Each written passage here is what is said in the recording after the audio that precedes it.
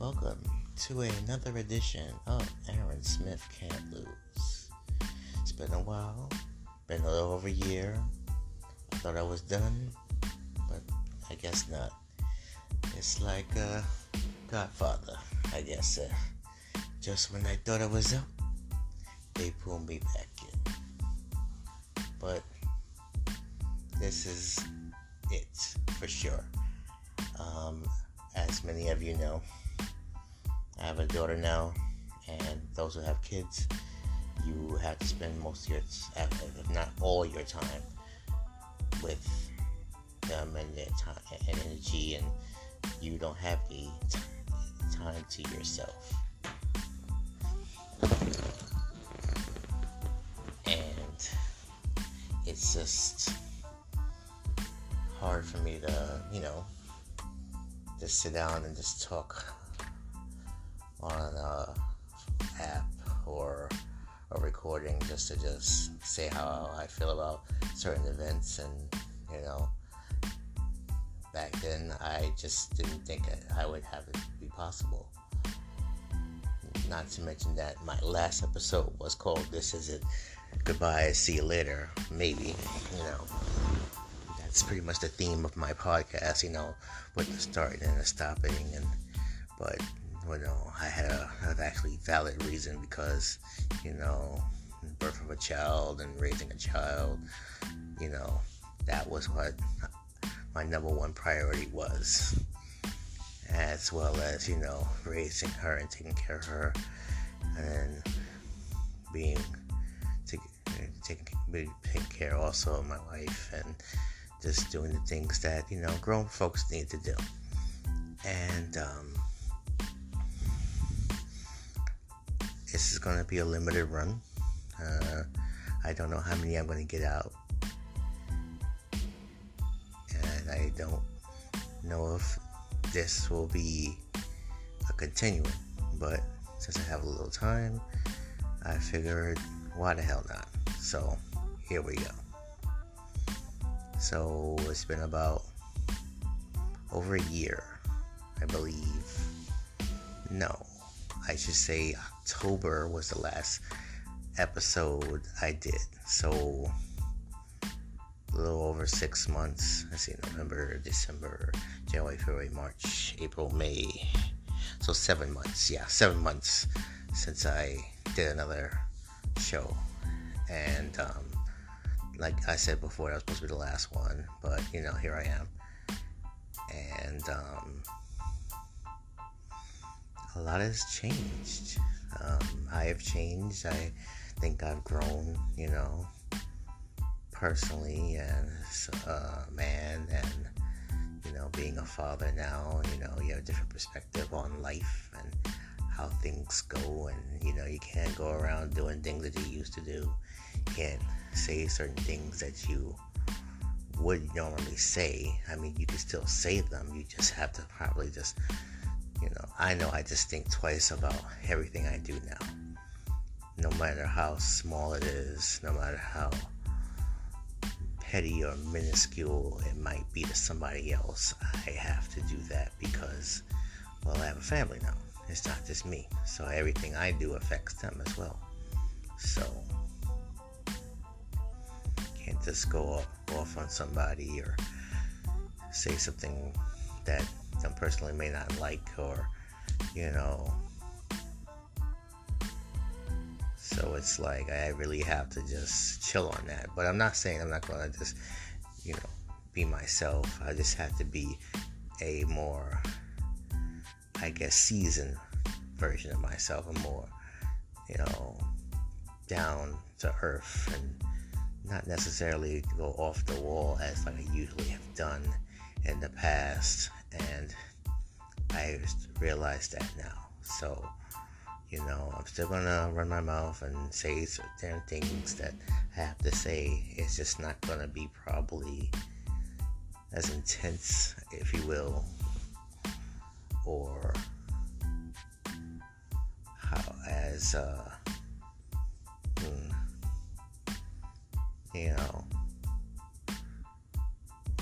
how do I put it? It's gonna be the pretty much the same show, just a little bit more reflective and a little bit more on like the point was like, you know what? I know certain things are happening around me, and I know that a lot of things are messed up right now, especially where I'm at in New York City. And we're going to get into that in a little bit. But my number one priority is my family. And quite honestly, I can give a crap less about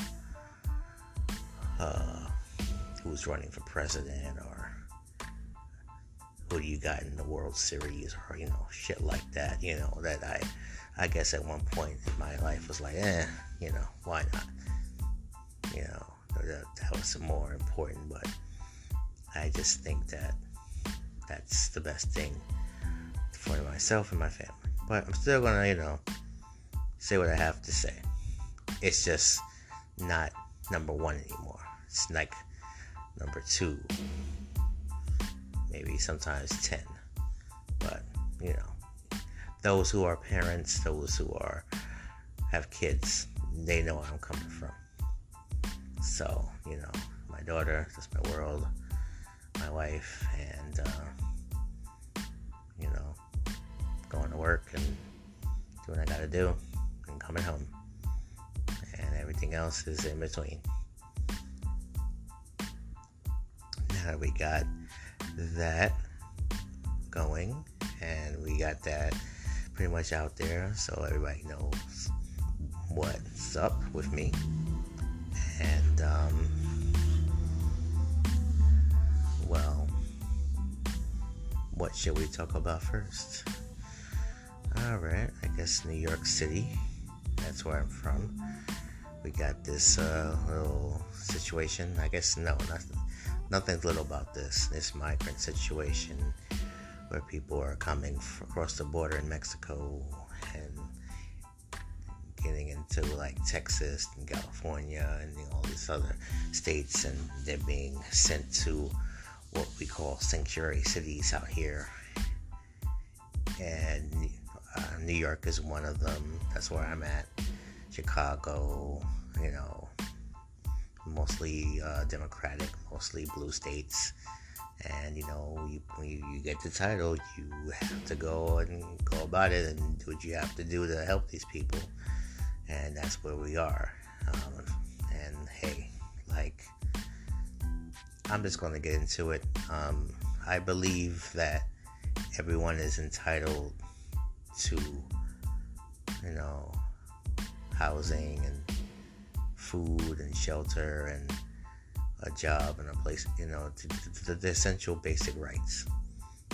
However, if you're not taking care of those who are here and in the country and in the states, and they have been here, and you have not done right by those people, then how are you going to help those who are not from here? Now let me go back. Let me just say what I really mean. I put it like this. My thing is, whatever situation is going on in Mexico is very dire, and it's hard for them and a lot of families. They had to do it. They took the life risk, not only with just for them or their family to get out of there, and that's commendable. But when you come to a place who is already at the brink of not having to house people, with the shelters overcrowded, with money pretty much dwindling, and having no way to take care of, the city and the states as a whole, and especially here in New York, our leadership has failed all of us, as not just wherever you come off of, whether you're a Democrat, Republican, but especially those from low income, like myself and people that I know, and those who are in more bad places than I am. I'm actually not in a bad spot right now. It's something. So I'm in a place where I can be with my family, and we can stay here, and we're safe. And I am very appreciative and very grateful. Most individuals do not have that, and that's unfortunate. And these people are in these shelters and these places, and they are not able to get the resources because those are being given to these individuals and these families that are not from here, and they're getting railroaded too. And as soon as they get in, most of them are like on their own, and then they're passed around from shelter to shelter and going from place to place. And I've seen one lady with her child on her back selling candy on the train. Is that what they came to America for? I don't think so. And it seems to me that these people who are in charge are not doing a good job. And I have spoken in the past about Mayor Eric Adams and how he's just very ignorant to the fact that things don't work that way, and you can't just blame somebody because they don't want to do what you want to do and don't want to give you what you want to have. And you brought these people in, and you want to cut programs, and you don't have any money for these things, and you want to blame everybody else but yourself, because at the end of the day you brought these individuals in here and you need to take care of them. But on the first thing, you need to go and take care of the citizens of New York first, then work on helping others as well. But he thinks he got everything, and he's just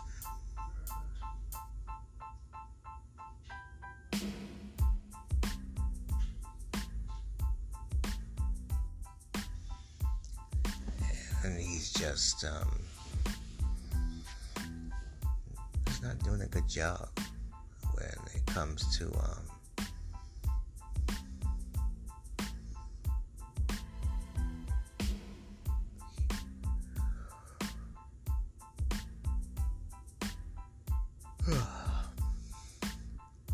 running the city as a whole. Excuse me. And you're putting a lot of people at risk, especially when it comes to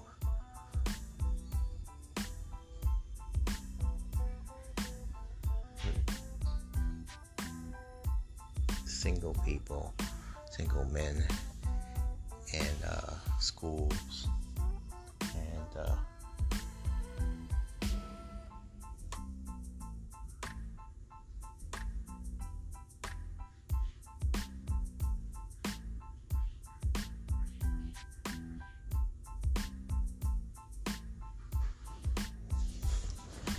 and you have these individuals who are, you don't know where they come from, you don't know who they are.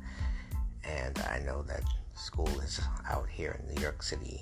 We end things here in June, at the end of the month in June, and there's not a lot of kids there. And then, there's certain, I think some of these schools are not occupied at the moment, but you're running out of space and you're putting people at risk and in danger, especially children, and not knowing who these grown men are. I just don't think that was a good idea to put them in there. And it seems to me that Mayor Adams I really don't know what his deal is. I really don't get it, to be honest with you. It seems like he has political aspirations higher than being the mayor. I don't know. And it seems like if he gets this done, it looks good, which it's not. But in his eyes, it does. That he probably, can be governor or mayor or whatever have you. And that would be stupid, because I think he's stupid. But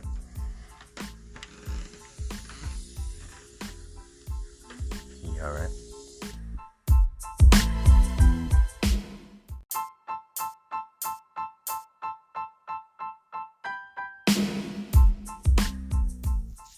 Yeah, apologies for that.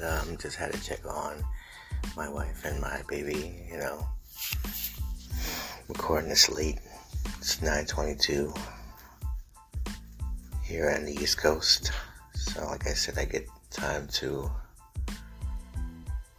record this when I can. This is the first time in a year, so these things happen, and we're just doing this live. So we're not going to edit anything or cut anything out. This is just what it is. We're going to leave it out there just like this. So, alright. But when it comes to the migrant situation, when it comes to that, it's only going to get worse before it gets better. And, he was sending them out state, with no warning, no nothing, no anything. And that's not fair to those people up there either. This is a problem that you inherited, yes, but you have to do this the right way. And instead of trying to rewrite the rules and, going over people's heads, it's not the way to be. It's just not. And unfortunately, when it comes to the next election, a lot of people are going to remember that. I know I am. And I'm kind of regretting voting for him, honestly. And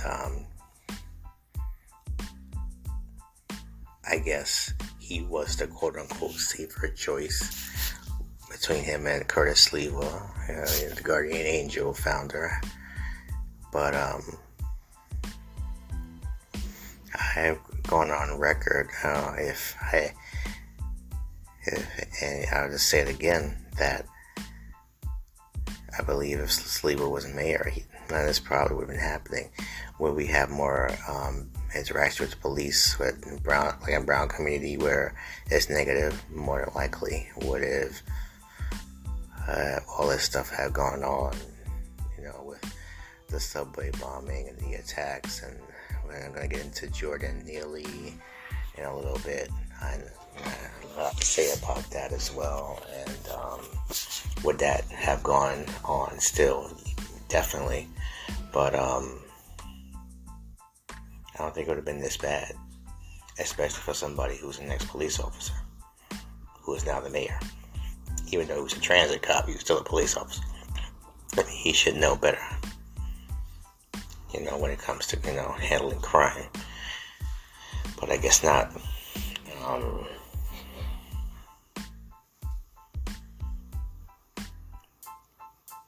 So, realistically, I just, concerned and worry, not just for myself and my family when we go outside, for others who on a daily basis ride the trains and the subways and the buses out here and just walking the streets, I grew up in the 80s, a lot like a lot of other people, and, it was pretty bad then, and don't want it to go back to that in the early 90s, with, a lot of police brutality and the stop and frisk, and,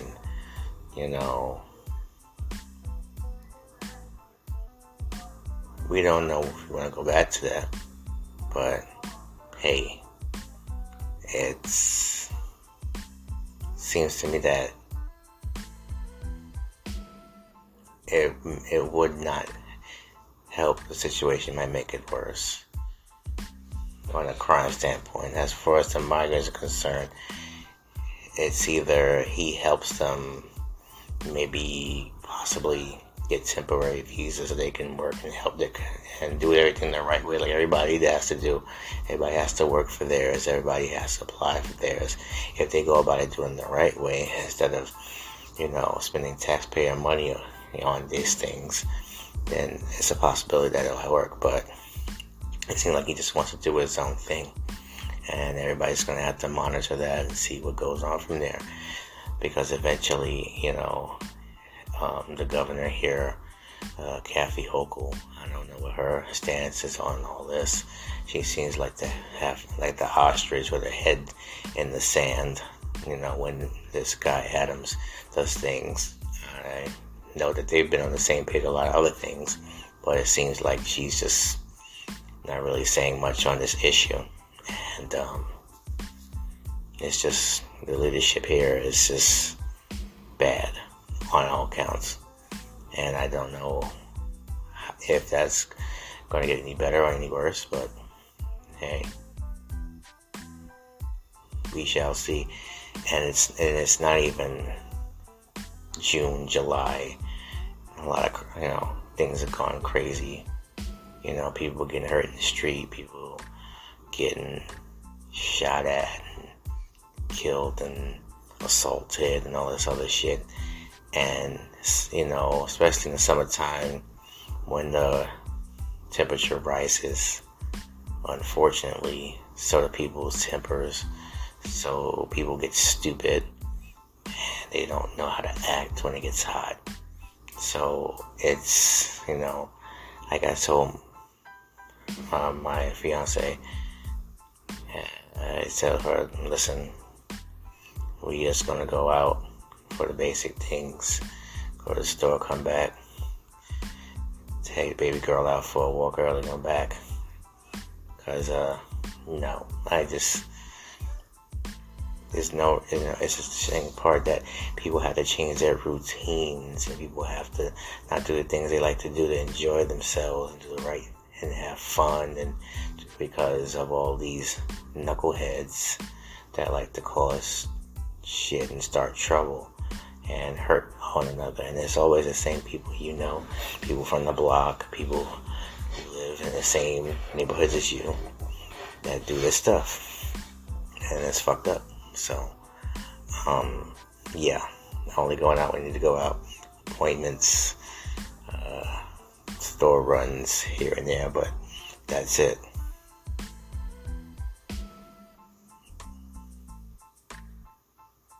And that's how I see it. So we're gonna move on from that. And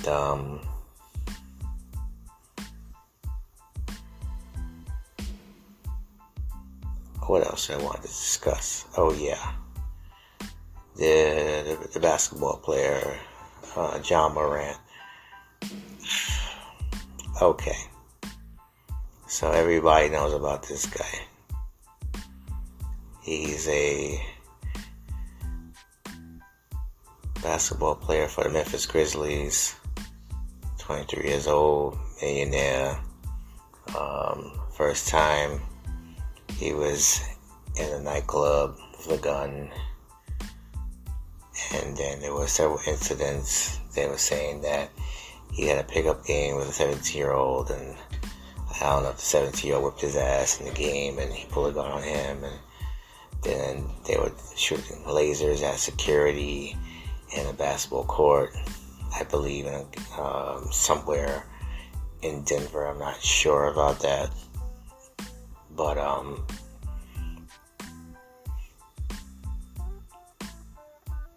when he was caught on Instagram, there's always the gram. That's why I tell people, if you're gonna do dumb stuff, take your phone off, take your camera off.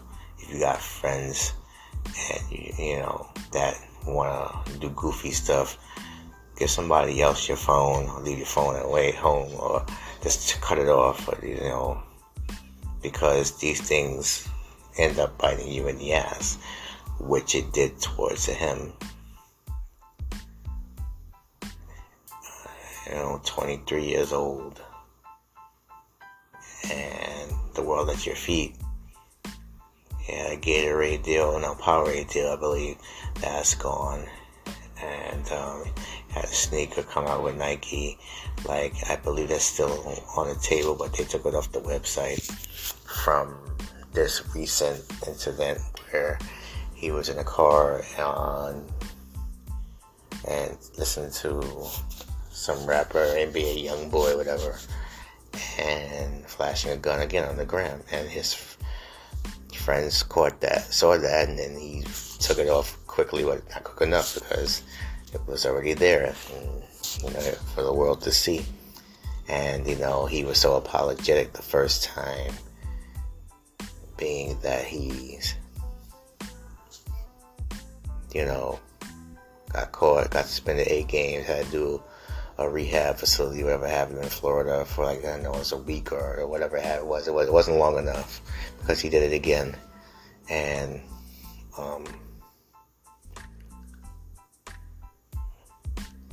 they got to throw the book at him. They have to hold him accountable for his actions. And he has to understand that this can all be taken away from him. Like, he's been very blessed with a lot of talent. He's a very good basketball player. He's one of the stars of the NBA right now. And for you to perpetuate a lifestyle that is not you, that's not where you came from. And I researched his background, and he is, just go over to this thug, gangster lifestyle. This is not him. And you're just trying to throw it away. And, you have people defending him online. Oh, he needs a gun. He's a black celebrity, and he's to defend himself. See, that's the problem right there. What do you need a gun to defend yourself for? Okay, fine. If that's the case, then why does everybody need to know about it? Why does everybody need to know that you have one? And realistically, if you need one, then, many places have concealed carry. You can apply for a concealed carry weapon, and you can have that said weapon. But, he has the money and the resources to have a bodyguard or somebody to protect him and, look after him and everything as well. So that's no excuse. My thing is, this generation, these 20-something people, regardless of color, we're throwing that out the window. They have no fear of consequence. And John Morant is no different, being as that he's a multi-millionaire and has all these resources, and he feel like, hey, okay, whatever, I'm gonna do what I want to do. And he was apologetic, and he made this other apology, which sounded like kind of long-winded, kind of like written for him. I don't think that was necessarily him. Shannon Sharp, Skip and Shannon, basically said it was some ChatGPT, this AI thing, that pretty much says record things for you. I'm sure many of you are familiar with that. And the boy just needs to young man, I should say, sorry, stop acting like a boy. At first you want to blame your friends, and people are blaming his friends and everything, but at the end of the day, you are responsible for your own actions. And with these corporations, and the NBA is a corporation, you can't do certain things, you can't act a certain way, and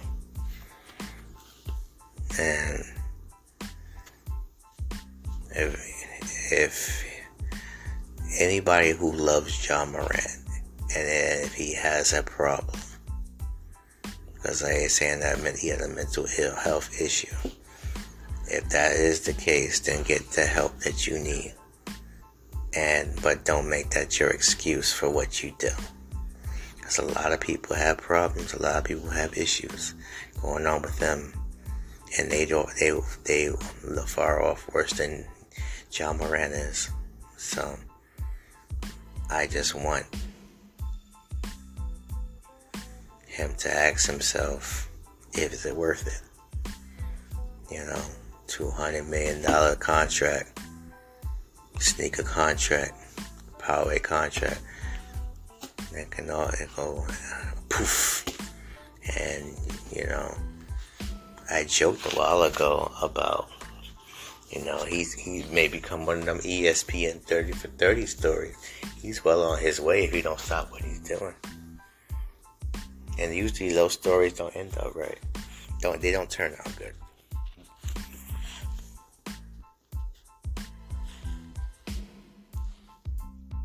They're very good. They're very informative, but they usually don't turn out right, and they'll show out and people in a good light. They don't.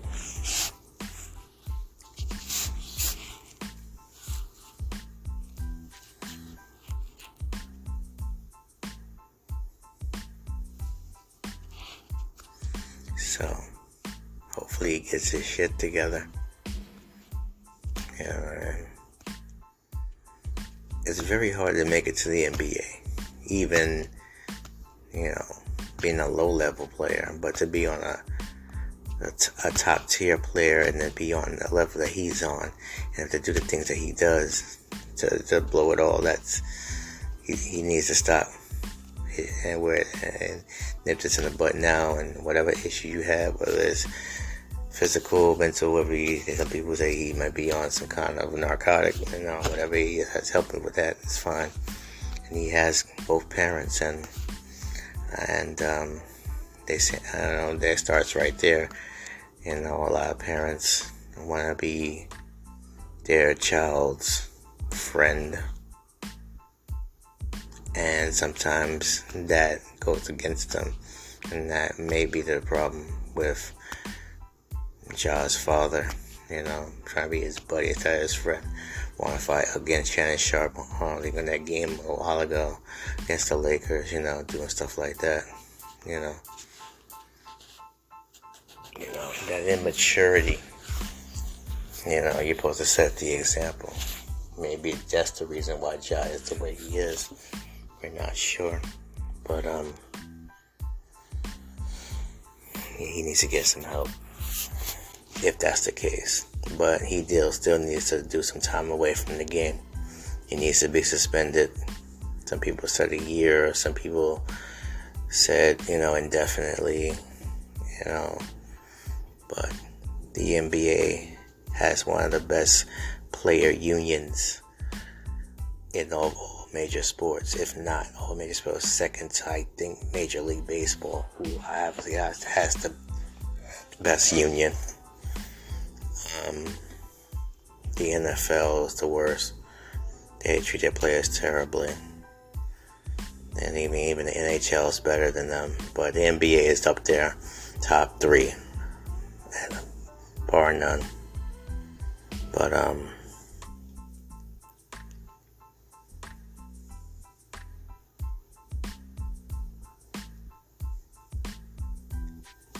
hopefully he gets the help he needs. I wish him luck.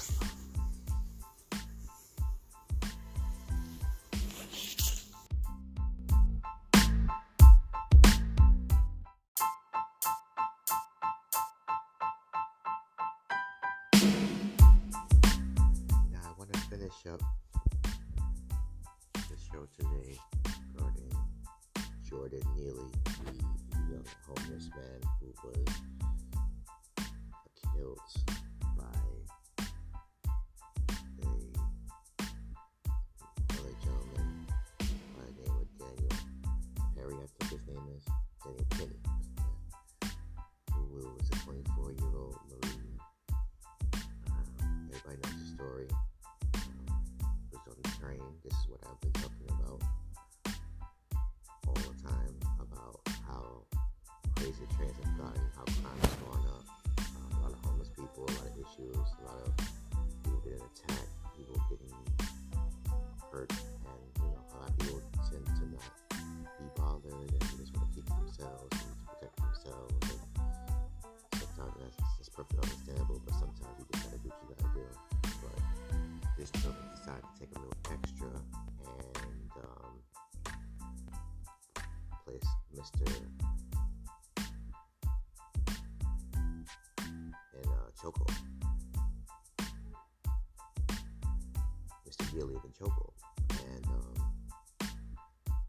he had this for several minutes, and it took the cops over 15 minutes to call. And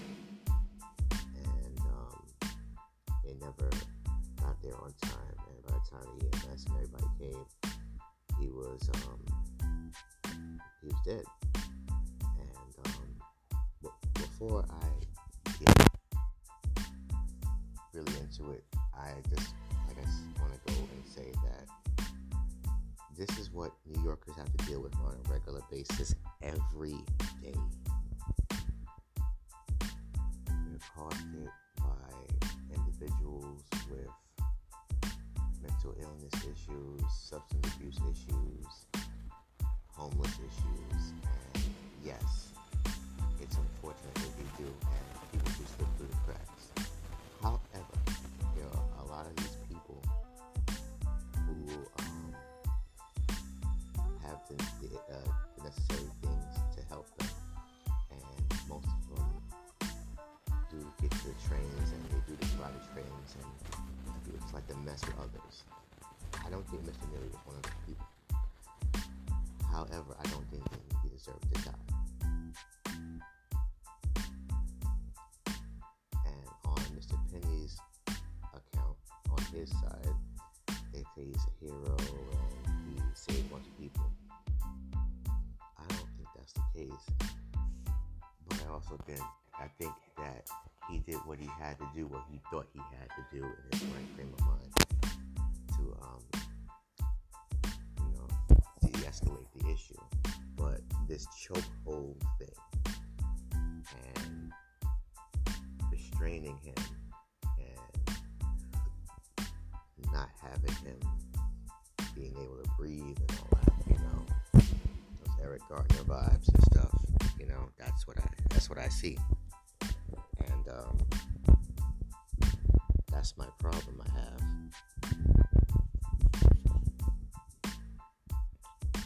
And the problem I have with,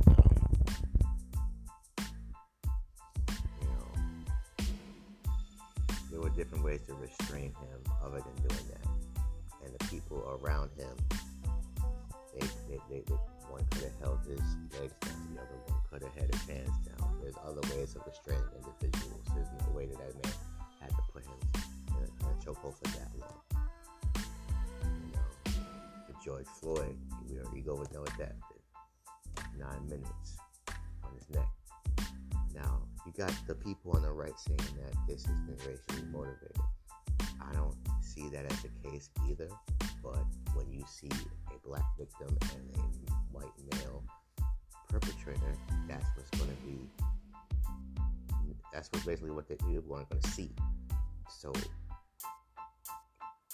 if this had been reversed, we probably would still be talking about it, but probably not as much. And more than likely, if Mr. Penny was a black individual, they'd be throwing a book at him. That's all I'm going to say. And he was charged with manslaughter, and I don't know if he's going to be convicted, but I do know that they need to handle this very delicately. It's already hot on both sides, and when he was, before the Penny was arrested, people were in the train track, stopping trains. I'm like, okay, you can protest, and that's fine, but you being disruptive and holding people up, doing what they gotta go, that's not how to do things. you're going to do that, you do it the right way. And that's my problem that I have with individuals. Sometimes they just want to do it for themselves, not for the cause or the issue at hand. So that's that. Another thing that I have a problem with is there are never enough police. There are never enough police in the train stations. And it's, like I said, it took 15 minutes for them to arrive on the scene. This is another issue that I have with this mayor and the police department. It seemed like they tried to feed a lot of things. There was this whole big thing, initiative, when Kathy Hochul was getting her butt kicked in the election, like 2-3 weeks before the election, because it was really tight race. It was like she was barely winning against Lee Zeldin, and her and Adams decided, we're going to have this plan. We're going to have mental health counseling, and people out there. This place called BRC. This place, they have those people that it's like a homeless shelter, and they have advocacy and people that check on them, homeless prevention people. That thing lasted maybe like 2-3 weeks, and they were already gone. It was just like, just for pomp and circumstance, and you barely see those people. You barely see cops in the trains. Only selected train stations. So, I can understand that you're not going to have a lot of cops going to get everywhere and get all the time, all the places, but you got enough officers out there in the precincts and streets that can handle the situation. But that's a whole entire different story where, their union gets involved, blah, blah, this, blah, blah, that. So,